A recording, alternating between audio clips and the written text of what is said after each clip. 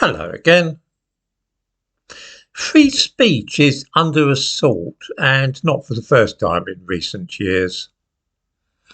It seems that some Jewish organisations in Europe are angry that Twitter will not remove tweets which deny the Holocaust and are trying to take legal action against the company. Denying the Holocaust is, of course, illegal in Germany, and so it is in that country that such efforts are being made initially. This is a very dangerous idea, and I cannot say how much I disagree with what is being planned. In the description to this video, I give a link to a newspaper article about the business. One of those taking Twitter to court in Germany says that freedom of expression does not just mean the absence of censorship, but ensuring that Twitter is a safe space for users who can be free of fear of being attacked or receiving death threats or Holocaust denial. I've never heard anything so ridiculous in my life. I might mention that this is also tied in with COVID, because some tweets compare supposed deaths from COVID vaccines with the Holocaust. Seeing somebody denying the Holocaust doesn't make an internet site unsafe. Lord knows we see enough of it in the comments here, and yet it doesn't make anybody feel in danger.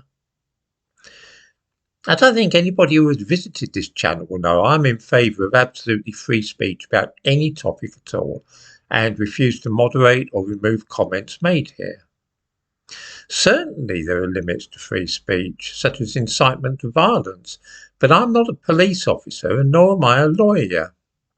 Because of this, I do not feel competent to judge which, if any, comments made on my videos overstep legal boundaries, and I leave such matters to the authorities to decide, either YouTube's moderating team or the police or Director of Public Prosecutions. Of course, this does mean that some pretty unpleasant stuff crops up here from time to time, and I'm sometimes blamed for encouraging racists and anti-Semites by not deleting the madder and more awful comments.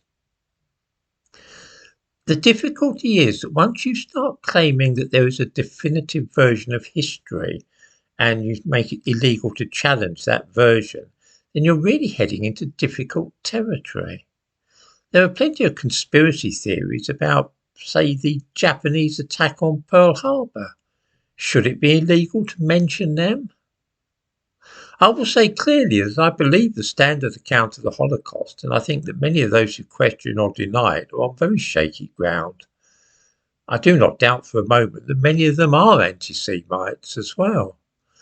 This does not seem to me to be good and sufficient reason to delete their comments, though. And of course, I realise that after saying this, there are likely to be a lot of cryptic comments here using terms like wooden doors and so on. I think that launching this case in Germany, a country where it is illegal to deny the Holocaust, is a very cynical and calculated move, because if a court rules against Twitter there, then it will embolden those who dislike free speech, and they will do the same thing in other countries.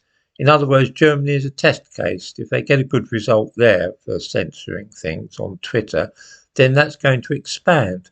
This ties in with the online safety bill being brought in this country. There is a general feeling amongst intellectuals and liberals that free speech is being abused and that somebody ought to start putting a stop to it. So for that reason alone, I find this sort of thing a red flag. What sort of tweets are being objected to the court in Germany? I'll give you two examples. One was an image of the gates of Auschwitz with the slogan Arbeit macht frei, work makes you free, replaced with vaccines make you free. This is, of course, monumentally tacky and offensive, but I hardly think it should be a matter for a court to consider. Another tweet read, "The Holocaust is a lie. Everything they told you about the Holocaust is a lie. The Jews have taken credit of footage that never happened to them." Well, that's also offensive and idiotic, but should it be illegal? I wouldn't have said so personally. We need to be very careful about limiting people's freedom to say what they please. There are limits on free speech in most countries already. As I say, inciting people to violence is illegal in most countries.